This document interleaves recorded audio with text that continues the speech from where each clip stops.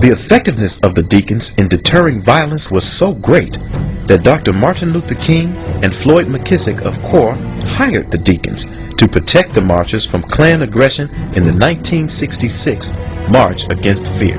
The very effect of armed resistance in the name of civil rights is what really casts a new enthusiasm into the civil rights movement at a critical time.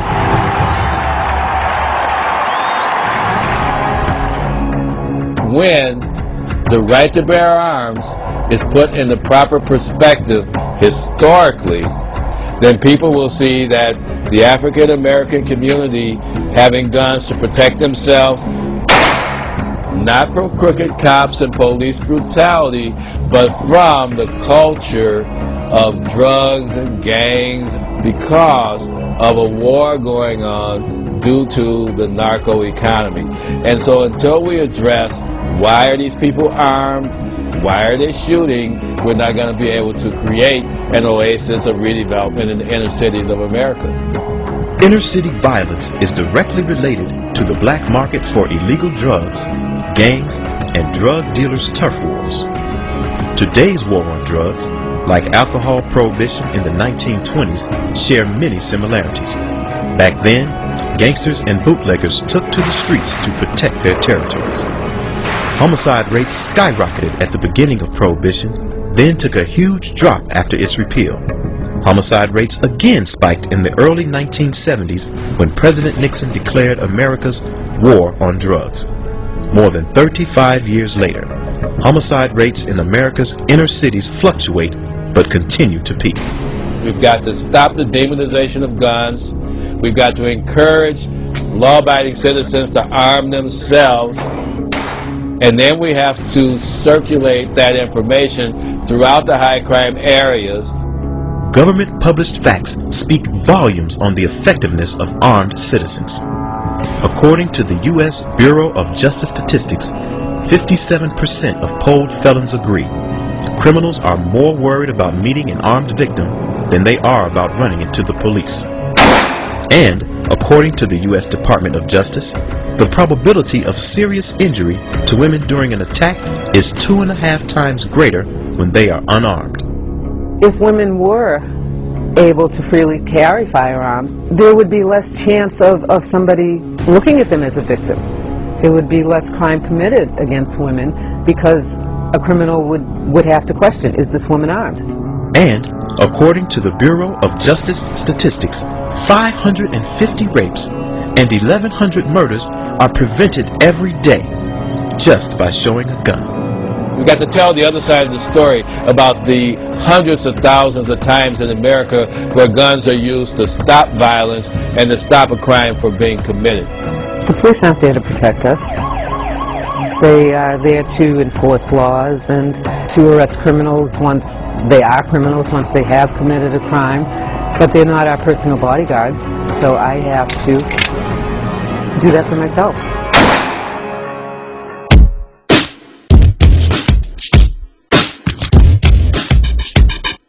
No matter how many gun control laws they put into effect, no matter how much they try to restrict it, even if they make it illegal for anybody to own guns, there's going to be a black market. The community does not get safer when the criminals are told there's no guns available on the part of law-abiding citizens. People are going to have access to firearms, and the ones that are going to have them are going to be the criminals.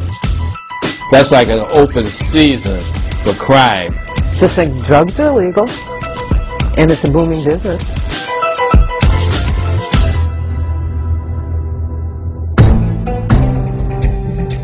History has a habit of repeating itself. Now, as it was back then, politicians and community leaders wrongly claim less guns means less violence. Now, as it was back then, politicians and community leaders wrongly misguide the public in believing that the police and not the community can best provide protection, even though the Supreme Court has publicly stated that state and local governments do not have an obligation to protect citizens from criminal harm. Guns are a convenient target that disingenuous civil rights leaders and politicians hide behind because they don't want to address the real problem, which is why are all the black youth dropping out of high school and getting guns. Gun control advocate Sarah Brady, wife of James Brady, whose name is on the 1993 Brady Bill Violence Protection Act, purchased her own son a high-powered rifle. I think they're misguided, and I think it's a hot issue. We can always get a bunch of politicians, well, here's the mayor, here's the alderman, here's the state rep, here's the state, well, here's the president of the Senate. They'll always come out to a press conference where they can put on a shirt and a tie and insinuate that they're there to protect the children. It resonates with voters. It's something that's unquestionable in terms of its merit, and it's something that's patently wrong in terms of the gun control issue, because gun control does not protect the children. Fact is, a child up to the age of 14 is 4 times more likely to drown, 4 times more likely to die in a fire, and 13 times more likely to die in an auto collision than from a firearm accident. And that's a message that has to be driven home.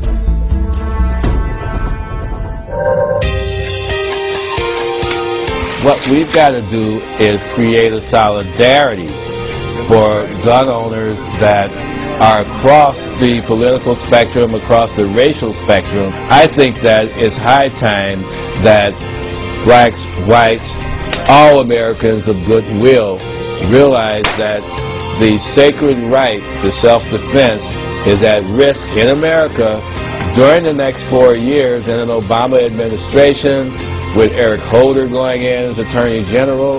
Why? Not because they're bad people, but because their philosophy is such that drying up the availability of guns will create greater safety. So I think that what we're looking for is not to be found with gun control, but can only be found when citizens take it upon themselves to protect themselves and their property.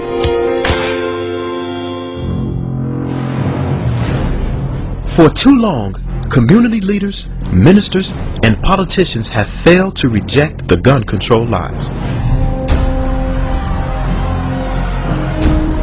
For too long, African Americans have lost control of our neighborhoods. For too long, African Americans have been denied the right to keep and bear arms. For too long, African Americans have been victims of criminals, drug dealers, and dangerous gun control policy. For too long, African Americans have been on the wrong side of the gun.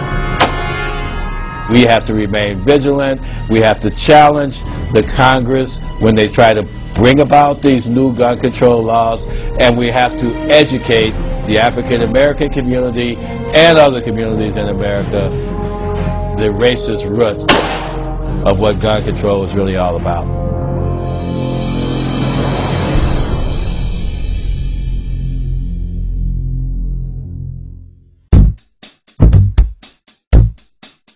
I believe that productions like this video provide a valuable tool for average, everyday Americans to get the message out to their neighbors, to the people in the community, to the people at their church, to the people at their schools, and to the elected officials that set policy in their areas. I think it's essential that this video is downloaded, copied, emailed, and in every children-oriented social service group that has a strong lobby in the U.S. Congress. I think that we should inundate all of these entities with copies of this video and let them respond to the merit of it based on the facts. And I think that then we can create a forum nationwide where we can keep the pressure on the public policy centers to ensure that the Second Amendment remains an institution for the United States.